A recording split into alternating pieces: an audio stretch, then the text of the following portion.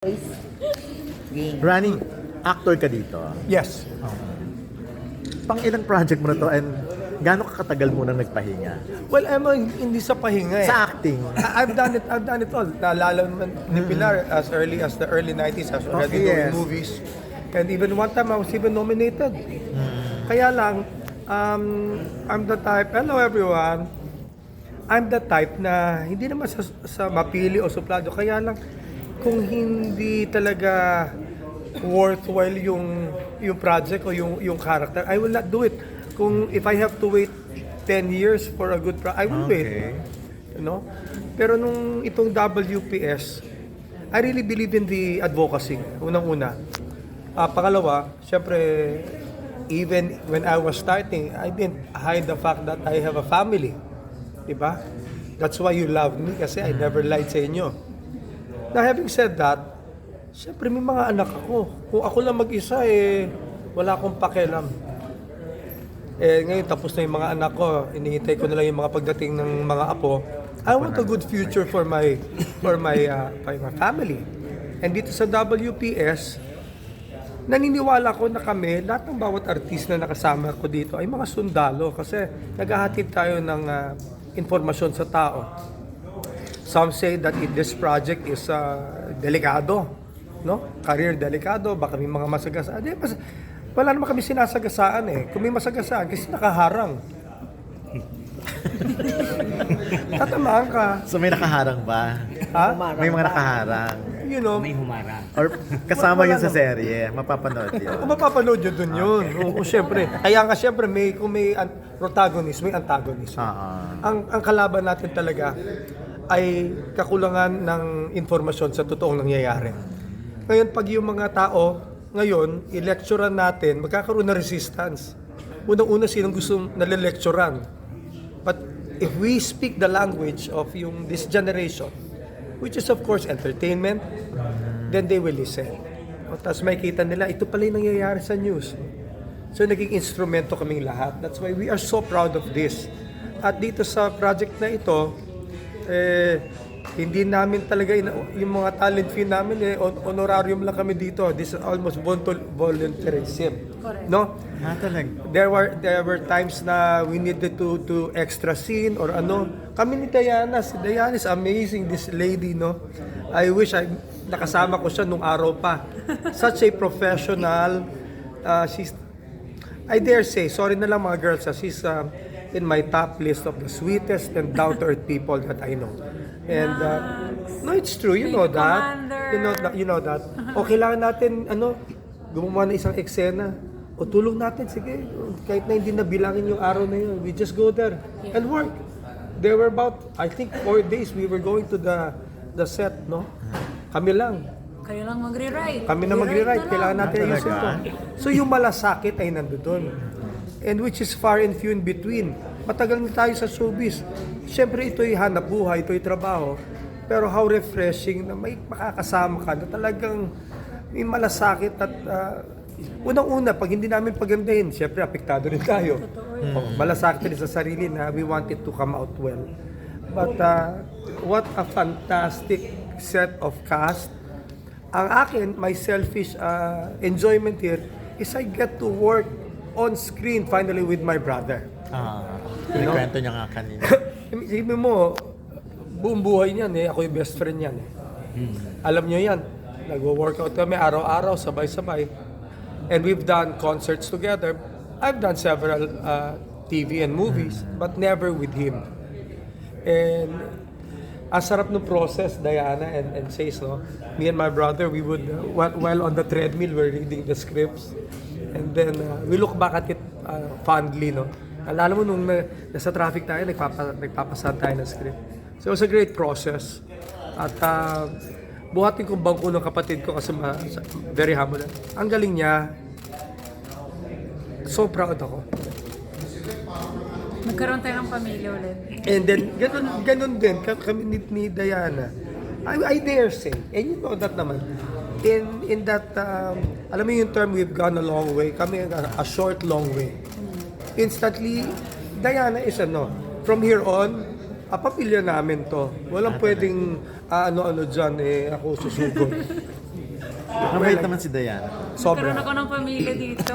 Natutuwa ako. Hindi lang yung parang pumasok ka para magtrabaho. Talagang nag-enjoy talaga. Oo, Iba, ibang kasama. may group chat pa kami. Oh, Diana, kami ni Lance, we miss you na. Hindi lang kami nakita ng 4 na araw.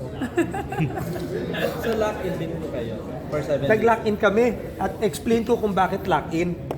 Linock-in kami nung aming producer. Hindi dahil gusto niya kaming ikulong. O hindi, para hindi kami mahirapan umuwi. Pwede kami umuwi anytime namin gusto. Pero just to be comfortable, baka mahirapan kayo, late patatapos, o maaga kayo babalik. He booked a hotel for us. So that's the reason why it's called a lock-in. We can go home. And, pero ganun kami inalagaan ni Doc Mike. Nagigig ka pa na. Oh yeah, ang tanong ko dito, kailan ka manunood? Hindi. Tanong ka, hindi ka naman. Diretso natin yung ano. Namimiss mo ba yung mga... Si Pilar, nanonood lang. Namimiss mo ba Pagkasama yun ko nung si Chad Borja. araw? Namimiss mo ba yun nung araw? Ha? Namimiss mo yung ganong crowd? Hindi Yung ko hinahagisan ka ng, alam mo na, ng mga panties? Hindi ko namimiss kasi ganun pa rin naman hanggang ngayon eh. Hinahagisan ka pa rin ng panties? Meron pa rin? Ah? Isang beses ka, ganyan kalaki, grahe eh. Pati yung ano nga, yung garter, bacon na eh. Hindi kasi aware din yung ibang mga baguhan. Oo nga. Pero Yun I ang ano see a lot of ni Rani my dati. outfits. Very ano yun. Classic. Yeah, I had a guitar case filled with underwear. Oh, Ilan na po lahat na ipon? Isang buong guitar case na po.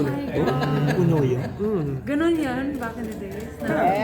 Kaya nga, Top on panty. Habang that nagpa-perform. was the moniker they gave me. yan. Siya nga yung makalaglag panty kasi. Habang nagpa-perform, hinahagisan talaga siya. Kumanda na. Bago tayo, ba yun mga Gen Z. lahat? Or hinubad lang yung iba? Alam mo, hindi ko naman chinecheck. Did you ever smell the panty? Why dahil mo dahil dugan? Never. Diana, yun. Diana, I can't believe it. Kasi, syempre, pag minsan, I'm singing like that and it lands here.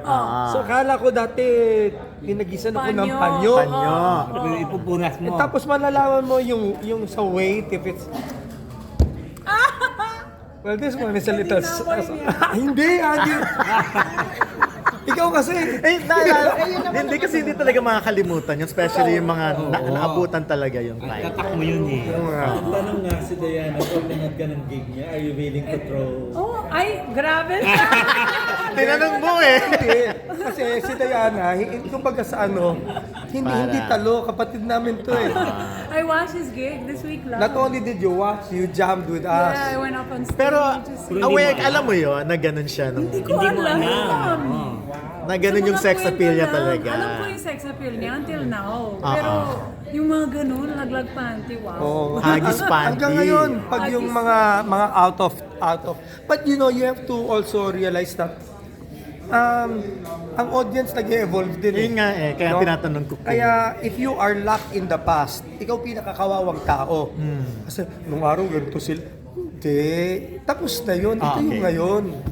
And as you advance in the years, you don't care about status, you care about your craft. You know?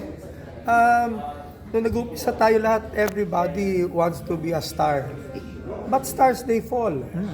But artists are forever there. Respected and remembered. Ngayon, habang tumatanda ka, sometimes hinahanap mo yung semi-anonymity eh. Because you just want to do your craft. You want to go around shopping, you just want to relax. No? And pag may bumate, sarap, kamusta? Ang sana lang yung mga bagong artista ngayon, Hindi naman ako para mag-lecture sa inyo, kaya ang dami ko naririnig at hindi ako magbabanggit kung sino. Okay. Kahit anong pilit nyo. Banggit ka na. Ay, hindi yun. Hindi pwede, nabarako tayo. Ang dami nasusumbong nun, lalo sa mga ibang bansa. Pagpapapicture. Sabay-sabay na para Tapos pupunta ka sa mall. Sa loob ng mall, naka-shades ka para hindi ka makilala. Bakit ka pa nag-artista? Tama. Tapos pag nakikilala ka, nagtatago ka. Kaya nagbigay ng hanabuhay sa atin. Tsaka mukha kang siraulo sa loob ka ng mall, walang araw doon. Ngayon, Gusto mo wag kang pansinin? Huwag kang umastang artista. Huwag ka lumabas. Hindi, pwede naman. There's an art of being invisible. Even during our peaks, no? Pag pumunta ka para mag-grocery, ang pakay mo ay bumili ng gulay o whatever. Eh bakit ka papapogi ito? Bumili, oh, ito, mas mahal to. Hindi ka naman kukulitin kung hindi ka nag-feeling. So mga iyo, mga iha. Just a friendly reminder. No? Ayoko maging parang the Mr. Moral o high. Alam nyo, dati ito hirap na oras lang eh. No? Tatanda kayo, may darating na mas bata, na wala silang pakialam kung anong galing mo o anong contribution mo. Kaya habang nandiyan yan, gamitin nyo ng tama. At pag kayong makalimot, ang dami, may amnesia kagad eh. May amnesia. Tulad niya, kaya mo si Reggie Punuan. Kahit nakamask yan, naamoy ko. Alam ko si Reggie Punuan yan. Hindi kasi, kaya ganyan kasi. Alam daw ang boy ni Rage. Ha? Parang yung nasa bag ng gitara ko. Wow! Baka may ginawa si Reg. Hindi, pero kasi to the younger ones and the newer alam mo, napakaswerte ko. Kasi nung nag-uumpisa ako, ayan, si Reggie nandiyan dyan na, si Pilar. Yes! Alam nyo, you know what? Huwag may maggawa ng issue sa akin, aawayin nila. Tama. I never had a bad publicity. Wala. Ba't inalagaan nila ako? Kaya hindi ko sila makakalimutan. Kasi magaling kang makikisama. Anong dahilan para hindi makisama? Yan, hindi ko magets eh. Hindi, lumalaki agad yung ulo. Ayun, Nalulunod iba, sa... overwhelmed sa... Hydrocephalus.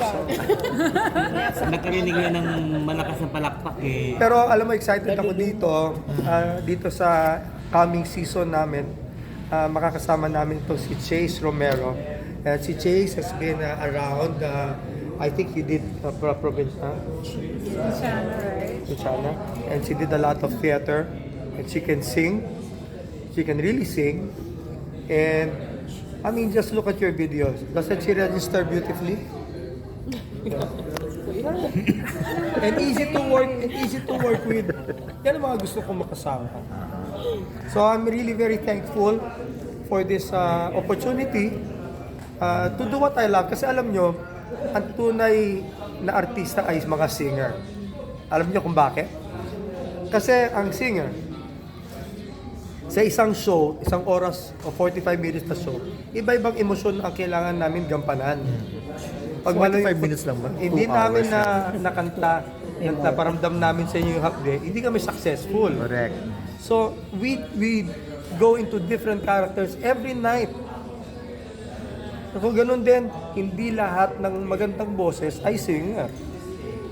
Kasi kung yung mga DJs na lang yung kakanta, nasa tono naman yun. So, natural sa isang mga awil ang pag-arte. At syempre, gawa rin ng nanggaling kami sa isang artista at beauty queen. Yes. My mom.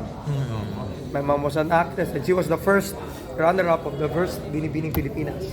You know? So, I think, actually I know, palagay ko hindi lang itong WPS. I'm enjoying it again. I found a new purpose already in my talent as an actor.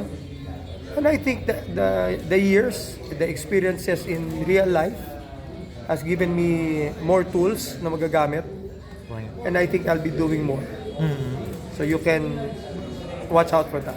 Rani, ang family mo ba, yung mga anak mo, alam yung nakikwento mo? Yung experience mo dati? Of course. Dati umaakyat sa stage yung mga anak ko eh. My major concerts, I have pictures eh. My daughter is a little child, you know. And now she's married, you know. Parang they all saw that. And they're very proud of their papa. As I am proud of them. How to maintain that physique, yung ganyan? Well, May abs yun. May abs ka? Kung may scene kami na kinupurot kita, may abs you yun. need to... Talagang, ano ba dahilan kaya why you take care of your body? If it's just for aesthetics, then short-lived yun. But if your purpose is to be healthy, then it becomes a lifestyle. So it's not really, bonus na lang if it makes me look younger. About age naman, I never cared about age. I never cared about my status. May 30 ka na ba? Nakulit. Sabi sa'yo, 31. 29 pa yan. Yung Sabi daughter ko, lampas 30 na. Well, in a few months, I'll be 57. Wow! And ang totoo niyan, I can't wait to get my senior card. Pag senior card na ulit ako, magkita-kita tayo, lilibre ko na kayo. For now, alam mo, honorarium lang kami dito, hindi ko kayo malibre muna, ha? Okay lang,